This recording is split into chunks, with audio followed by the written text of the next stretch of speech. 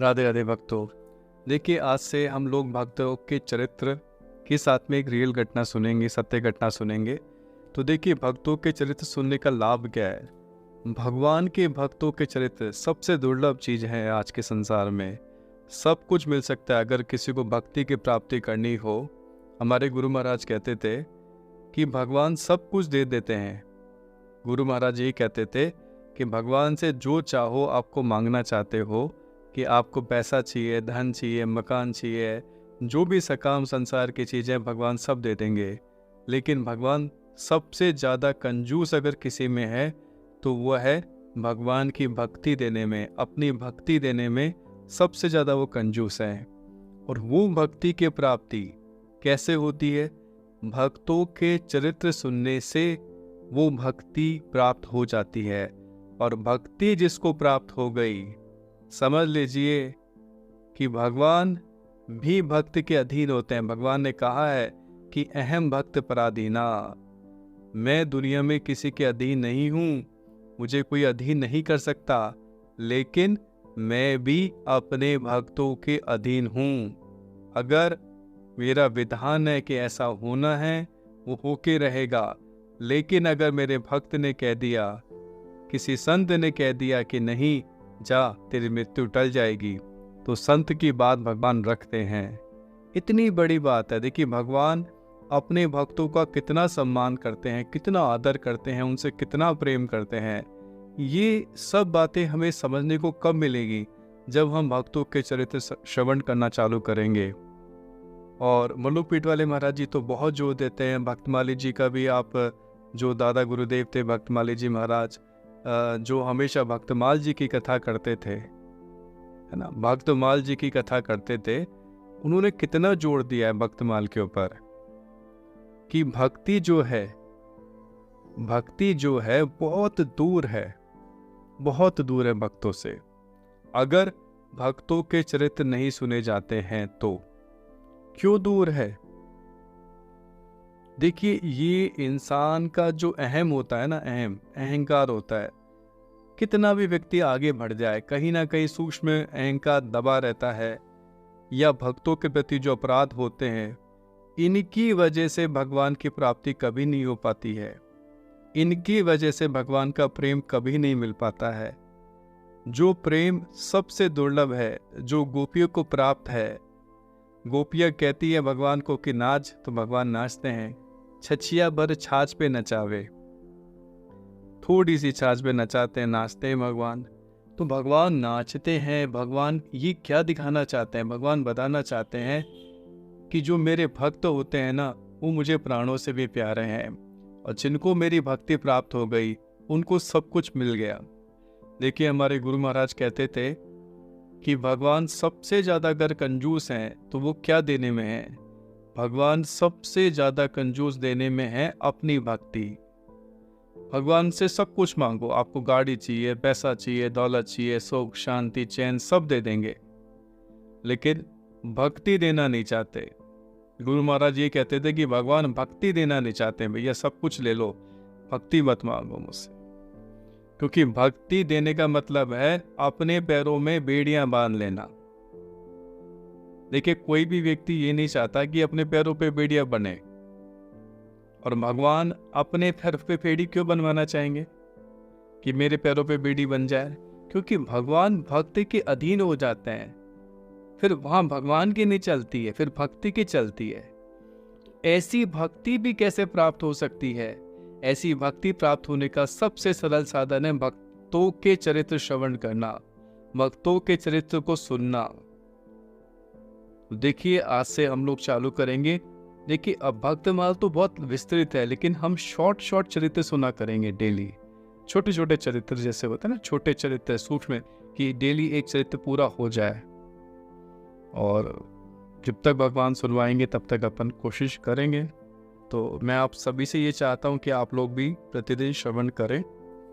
देखिए, प्राचीन काल में दक्षिण भारत में, आज जो मैं चरित्र सुना रहा हूँ रंगनायकी, ये रंगनाथ जी की अति प्रिया थी। और भगवान ये साक्षात भूमि का अवतार थी। इनका अवतार क्यों हुआ, इनकी भक्ति कैसे रही, और इन्होंने जो माधुर्य भाव की भक्ति करी और भगवान को साक्षात भगवान में ही समा गई। किस प्रकार भगवान की प्राप्ति इनको हुई, ये देखिए, भगवान जैसे साक्षात गोपियों का अवतार होता है या भगवान के बड़े बड़े सिद्ध मुनियों का अवतार होता है, वो केवल हमें शिक्षा देने के लिए होता है, एक संसार को राह दिखाने के लिए होता है। भगवान राम जब यहाँ पे आए, सीता मैया जब आई, धरा धाम में आए, वो क्यों आए? आप लोग सोचिए, भगवान कृष्ण क्यों आए? क्यों आए? कारण क्या है? वो एक मर्यादा स्थापित करने आए। भगवान राम जो आए हैं मर्यादा स्थापित करने के लिए। देखिए, भगवान ने वेद बना दिए, वेद बनाए, सनातन धर्म का आधार ग्रंथ लिखे, पुराण हुए। तो अब रामायण में भगवान ने लिख दिया, तुलसीदास जी ने लिख दिया, वाल्मीकि जी ने लिख दिया कि भगवान ने ऐसे ऐसे काम किए, तो सुनने को बड़े अटपटे लगते हैं, लेकिन भगवान ने वो सब करके दिखाया। जो नियम बना जाते हैं उनका पालन करके दिखा देना।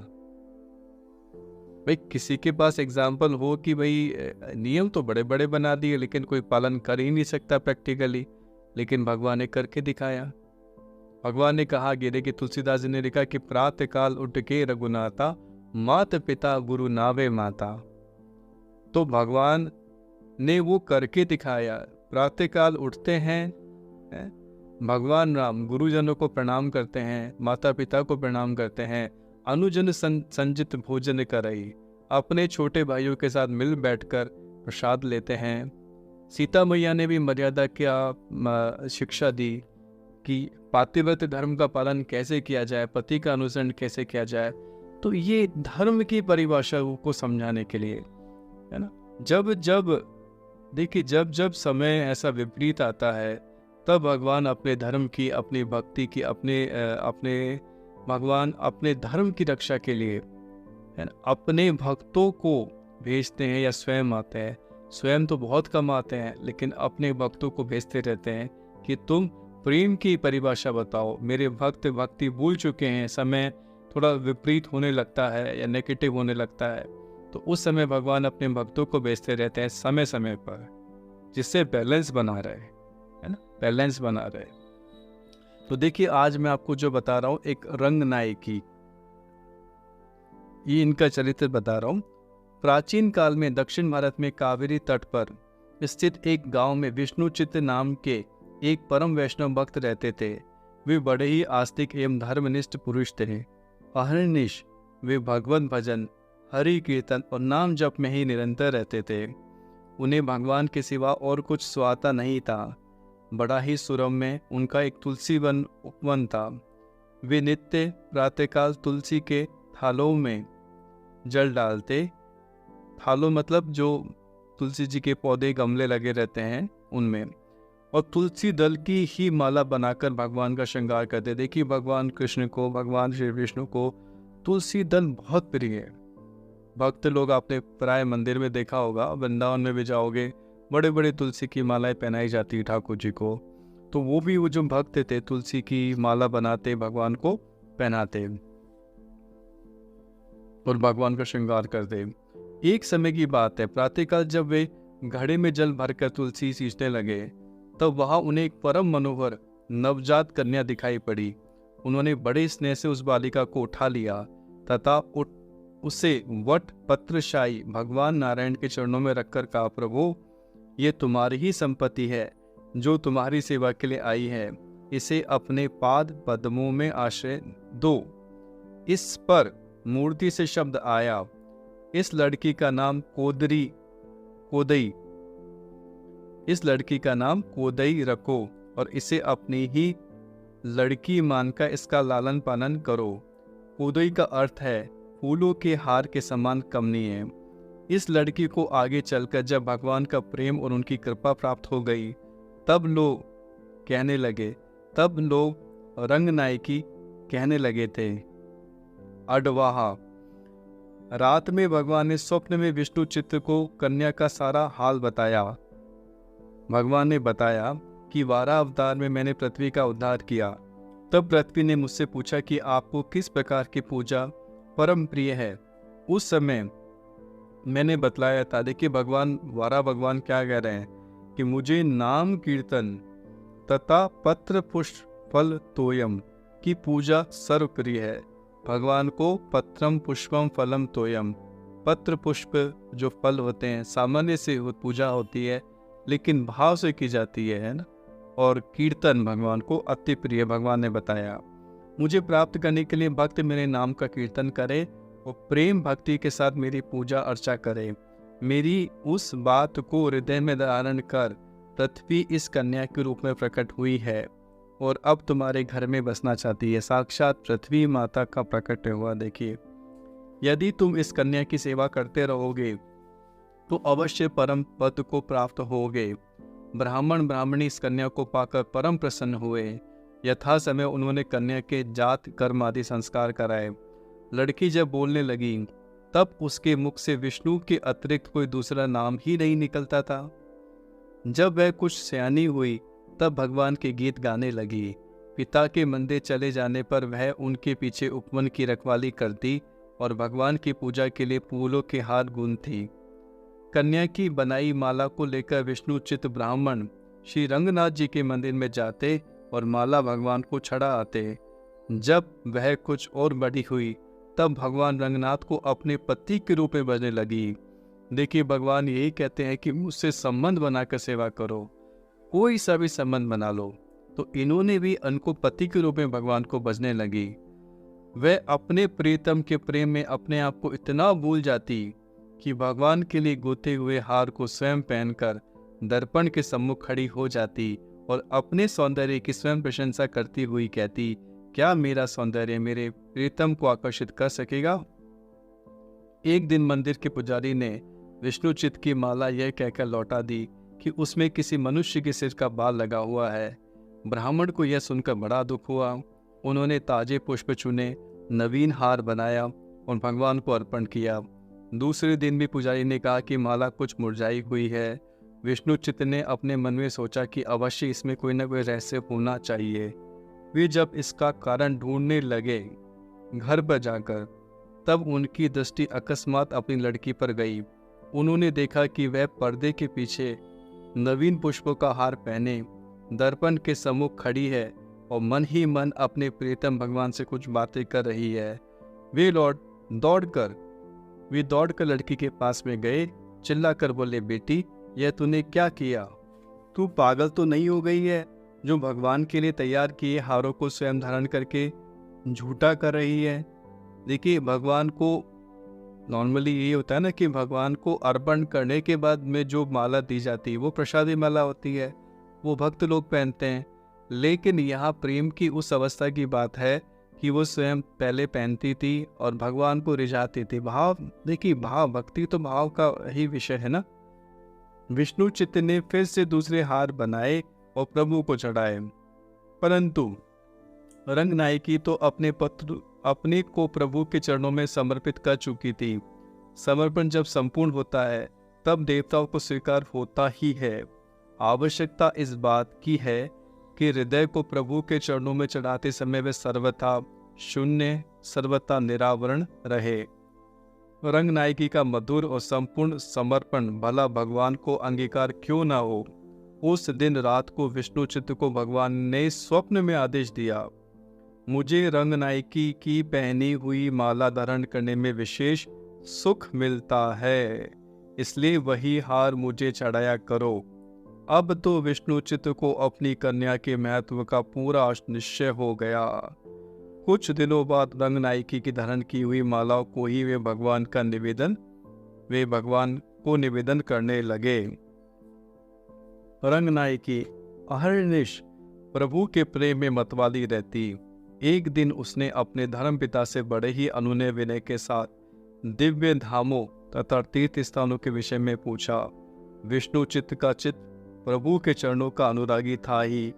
उन्होंने बहुत प्रेम और श्रद्धा भरे शब्दों में अपनी बेटी से भगवान के वैकुंठ आदि दिव्य धामों के नाम बतलाए और अंत में कहा, दक्षिण में कावेरी के तट पर भगवान श्री रंगनाथ का वास है।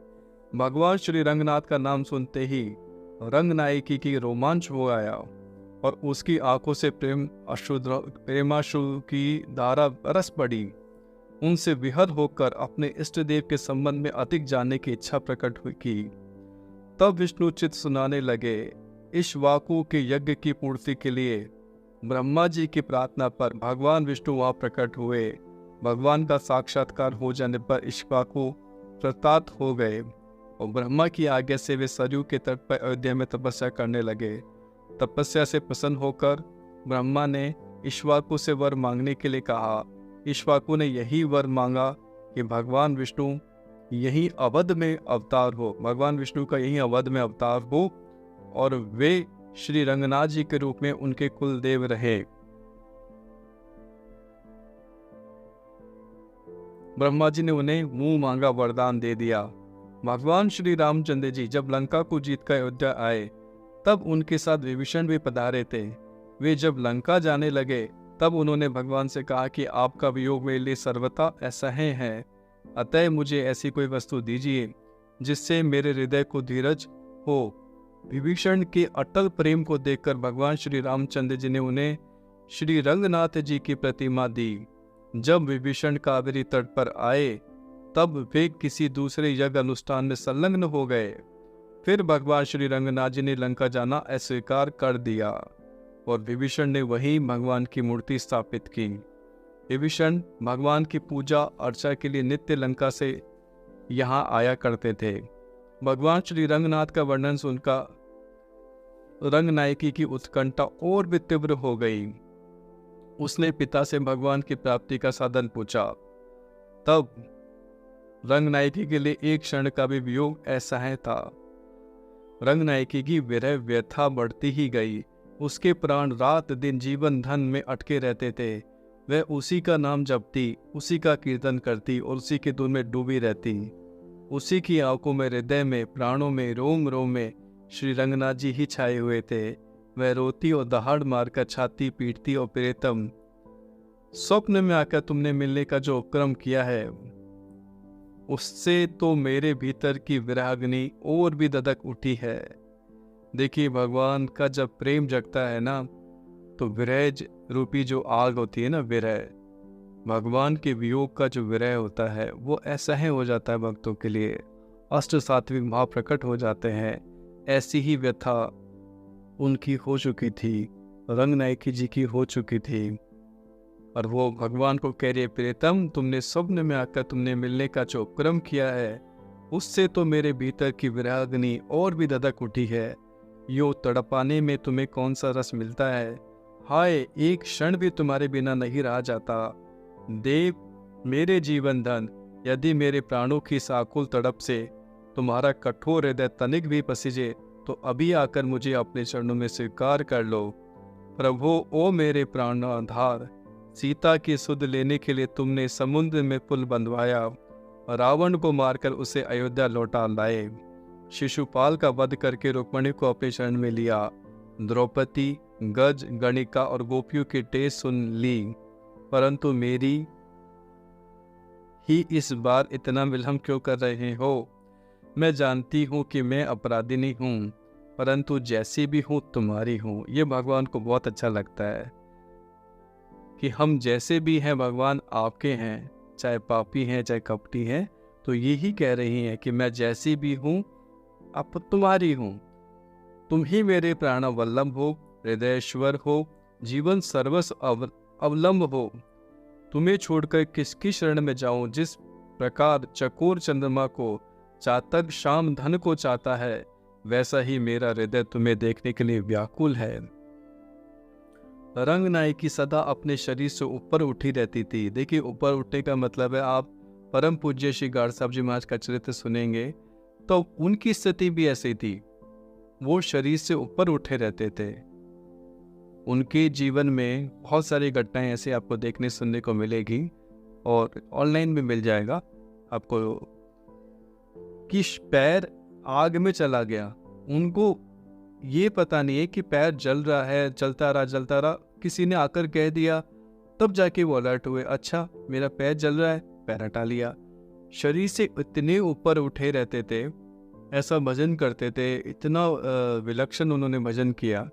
परम पूज्य अतिशक्ति संपन्न श्री गाड़ साहब जी महाराज ने, वो हमेशा शरीर से ऊपर उठे रहते थे। शरीर में जो जब वो बंदगियां लगाते थे तो शरीर में कांटे शरीर के आर पार हो जाते थे, पैरों में छाले पड़ जाते थे, घाव हो जाते थे, उनको दर्द का एहसास ही नहीं होता था।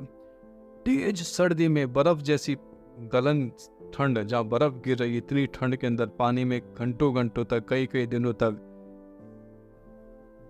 बैठ के भगवान को पुकार रहे हैं, हा कृष्ण हा कृष्ण हा कृष्ण। ये उनकी अवस्था थी।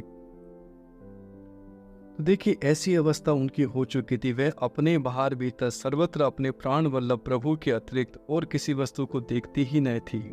वह शरीर से विष्णु चित्त के बगीचे में रहती थी, किंतु उसका मन नित्य वृंदावन में विचरता रहता था। वह गोपियों के साथ खेलती और मिट्टी के घरौंदे बनाती। इतने में ही श्री कृष्ण आकर उसके घरौंदे को ढहा देते और हंसने लगते। कभी वह गोपियों के साथ सरोवर में स्नान करने लगती। प्रीतम श्री कृष्ण को आकर उन सब के वस्त्रों को उठाकर ले जाते और कदम पर चढ़कर बैठ जाते। कभी कभी वह मन से ही वृंदावन में विचरती और रास्ता चलने वालों से पूछती, क्या तुमने मेरे प्राण वल्लभ को इधर कहीं देखा है? क्या किसी को मेरे कमल नयन का पता है? और अपने आप ही अपने प्रश्नों का उत्तर भी देती, अजी देखा क्यों नहीं? वह तो वृंदावन में बांसुरी बजाकर गोपियों के साथ विहार कर रहा है।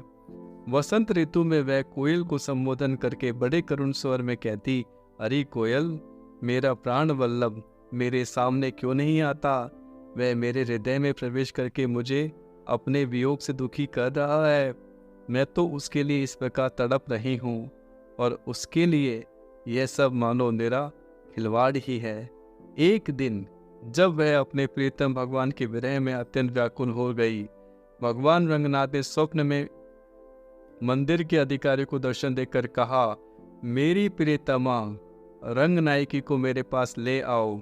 इधर उन्होंने विष्णु चित्त को भी स्वप्न में दर्शन देकर कहा, तुम रंगनायकी को लेकर शीघ्र मेरे पास चले आओ, मैं उसका पाणी ग्रहण करूंगा। देखिए पाणी ग्रहण का मतलब होता है विवाह करना। यही नहीं, उन्होंने स्वप्न में रंगनायकी को दर्शन दिए और कहा, उसने देखा कि मेरा विवाह बड़ी धूमधाम के साथ श्री रंगनाथ जी के साथ हो रहा है। उनका स्वप्न सच्चा हो गया। दूसरे दिन श्री रंग जी के मंदिर से रंगनायकी और उसके धर्मपिता विष्णु चित्र को लेने के लिए कई पालकियां, दूसरे प्रकार का लवाजमा भी आया। ढोल बजने लगे, शंख की ध्वनि होने लगी, वेद पाठी ब्राह्मण वेद पढ़ने लगे, भक्त लोग रंगनायकी और उसके स्वामी श्री रंगनाथ जी की जय बोलने लगे। रंगनायकी ने प्रेम में मतवाली होकर मंदिर में प्रवेश किया। तुरंत वह भगवान की शेष शैया पर चढ़ गई। इतने में ही लोगों ने देखा कि सर्वत्र एक दिव्य प्रकाश छा गया और उस प्रकाश में देवी रंगनायकी सबके देखते देखते ही बिजली सी चमककर विलीन हो गई। प्रेमी और प्रेमास्पद एक हो गए। रंगनायकी के जीवन का कार्य आज पूरा हो गया। वह भगवान नारायण में जाकर मिल गई। दक्षिण के वैष्णव मंदिरों में आज भी रंगनायकी के विवाह का उत्सव प्रतिवर्ष सर्वत्र मनाया जाता है।